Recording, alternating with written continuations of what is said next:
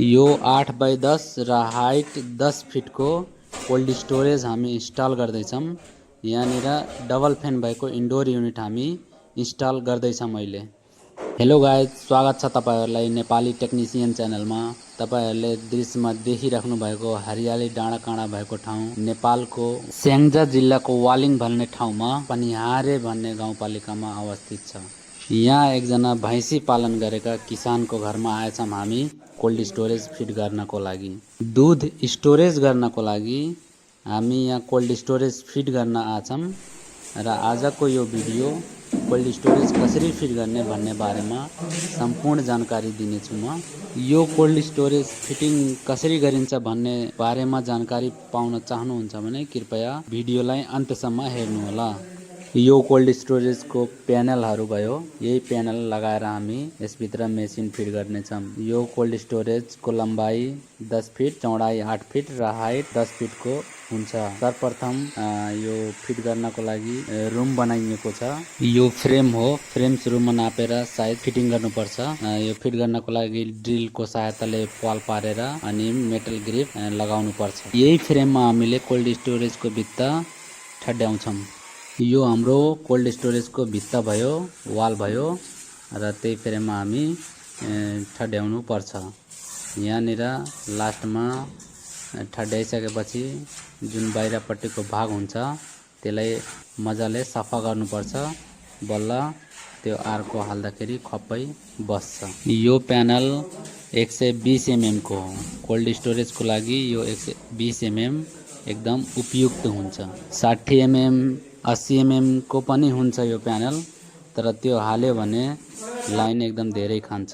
एक पछि अर्को प्यानल हाल्दाखेरि राम्रोसँग चिप्केको हुनुपर्छ, बल्ल लक हुन्छ, त्यो लक राम्रोसँग बस्छ, नभए लक बस्दैन। यहाँनिर लक हुन्छ, यसरी एलेङ्कीको सहायताले त्यो लकलाई दुईटा लक गर्न सकिन्छ र यो तलबाट पनि हुन्छ र अर्को माथि पनि हुन्छ, लक दिएको हुन्छ। यो दुईटा प्यानल एउटैमा सट्नको लागि एकदम सजिलो हुन्छ र राम्रोसँग बस्छ। यो दुईटा लक गरेर पनि अलिअलि ग्याप हालिरहन्छ, त्यो ग्याप भर्नको लागि हामीले यो सिलिकोनको सहायताले त्यो ग्यापलाई मजाले पुर्नु जरुरी हुन्छ। यो पुर्यो भने ग्याप देखिन्न र चिसो पनि लिकेज हुँदैन।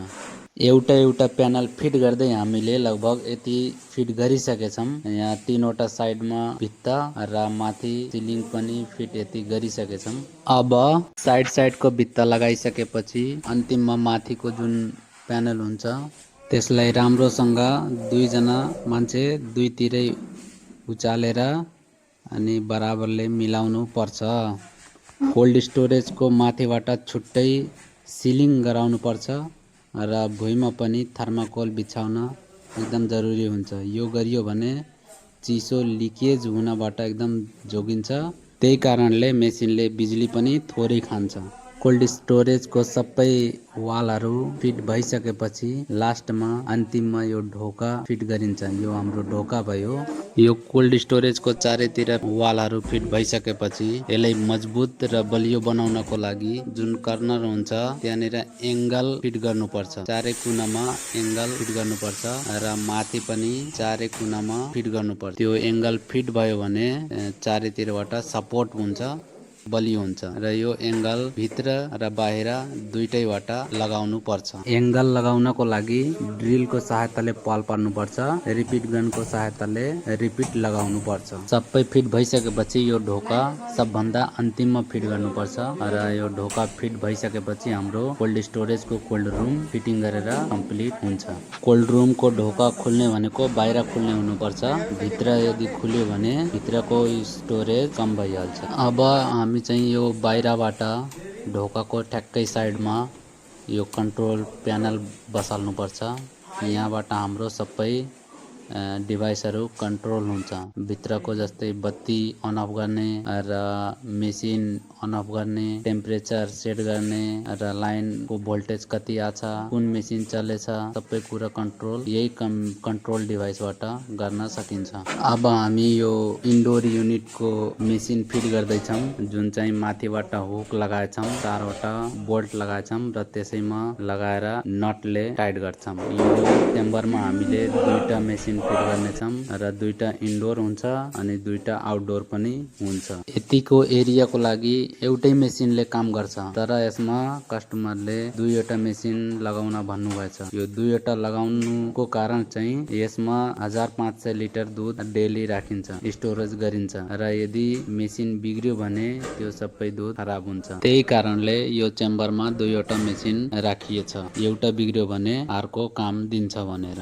र दुईवटा चेम्बर एकैसाथ चलायो भने एकदम फास्ट चिसो हुन्छ। यो हाम्रो कपर पाइप भयो, इन्डोर र आउटडोर दुईटैलाई कनेक्सन गर्नको लागि हामीले यो बाहिरबाट तामाको पाइपलाई भित्र इन्डोरमा दिन्छौँ र त्यहीबाट बाहिरतिर आउटडोरमा दिन्छौँ। यो इन्डोरको पाइप भयो, हामीले 4वटा पाइप ल्याउन पर्छ बाहिरबाट इन्डोरमा, दुईटा चाहिँ सक्सनको लागि र दुईटा डिस्चार्जको लागि। एउटा इन्डोरको युनिट चाहिँ एउटा आउटडोरको कनेक्सनमा जान्छ र अर्को युनिट हो चाहिँ अर्को आउटडोरमा जान्छ। यो हाम्रो दुईवटा फ्यान भएको एउटा इन्डोर युनिट हो। यो इन्डोरमा कनेक्सन जोडिसकेपछि आउटडोरमा जोड्ने हो र यो कपर पाइप जोड्नुपर्छ, त्यसपछि वायरिङको कनेक्सन पनि दिनुपर्छ यही इन्डोरबाट आउटडोरमा र आउटडोरबाट चाहिँ कन्ट्रोल बोर्डमा। र त्यो कपर पाइपलाई जोड्नको लागि हामीले यहाँ ब्रिजिङ गर्दैछौँ। ब्रिजिङ यहाँ हेर्न सक्नुहुन्छ, यो ब्रिजिङ भइरहेछ।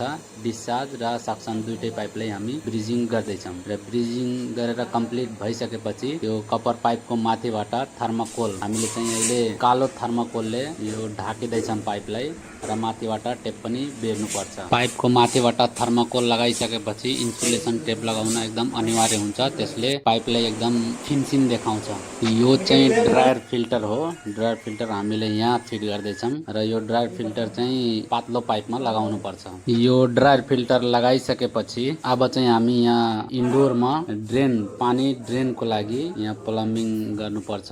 यो CPVC पाइपबाट हामी यसको ड्रेन पाइप बनाएछौँ र इन्डोरको पानी सबै यही पाइपबाट बाहिर जान्छ। यो CPVC को पाइपबाट हामीले कनेक्सन गरेछौँ पानी बाहिर फाल्नको लागि। दुईटै इन्डोरबाट पानी निस्किन्छ र एउटा पाइपबाट हामी बाहिर निकालेछौँ पाइप र त्यो बाहिरको पाइप यु ट्र्याप हुनुपर्छ ताकि केही सर्पहरू भित्र नपसोस् भनेर, केही किरा फट्याङ्ग्राहरू भित्र नपसोस् भनेर।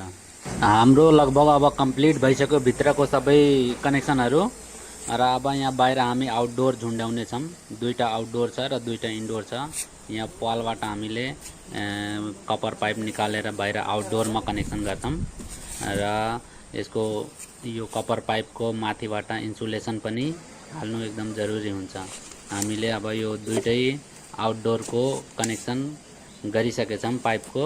यहाँनिर दुईटा आउटडोर र दुईटा इन्डोर राख्नुको कारण चाहिँ एउटा बिग्रेपछि अर्को पनि काम दियोस् भनेर दुईटा राखिएको छ र हाम्रो अब यो कपर पाइपको कनेक्सन इन्डोरबाट आउटडोरमा भइसकेछ। अब हाम्रो वायरिङ कनेक्सन गर्न बाँकी छ।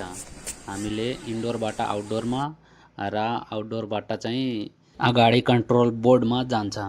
यो हामीले सेन्सर जुन चाहिँ टेम्परेचर सेन्सर हो, यो हामी कनेक्सन गर्दैछौँ यहाँ इन्डोरमा। यहाँबाट यो तार चाहिँ अगाडि कन्ट्रोल बोर्डमा जान्छ, यसैले टेम्परेचर देखाउँछ र टेम्परेचर कति सेट गर्ने त्यसैमा गएर कटअप गर्ने काम गर्छ। यो चाहिँ कोल्ड रुमको कन्ट्रोल प्यानल हो।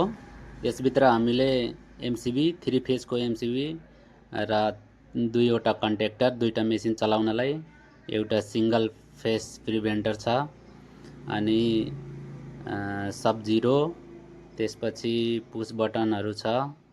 यही कन्ट्रोल प्यानलबाट हामीले मेसिनहरू चलाउन बन्द गर्न सकिन्छ। हाम्रो अब यो कन्ट्रोल प्यानलबाट वायरिङ यसरी इन्डोरमा पनि जान्छ र आउटडोरमा पनि जान्छ। हाम्रो अब यो कोल्ड रुम फिटिङ गरेर कम्प्लिट भयो।